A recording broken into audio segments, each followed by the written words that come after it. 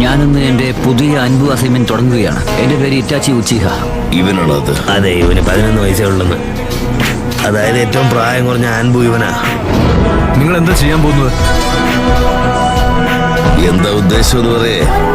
അവനിൽ നമ്മളിൽ ഒരാളാവാനുള്ള കഴിവുണ്ടോ എന്ന് നമുക്ക് അറിയണം. കാരണം അവൻ വളരെ ചെറുപ്പമാണല്ലോ. മുതിർന്നവരുടെ തീരുമാനത്തിൽ നിനക്ക് വല്ല വിരോധമുണ്ടോ?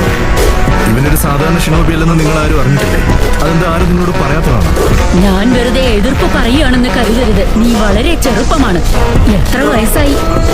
13 മാഡം. എന്നാൽ ആൻബുൽ വന്ന് 2 വർഷം ആവുന്നതിനപ്പുറം ക്യാപ്റ്റനോ?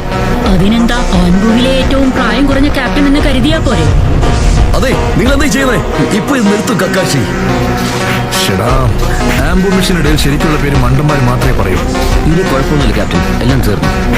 ശത്രുക്കളാരും ബാക്കിയില്ല.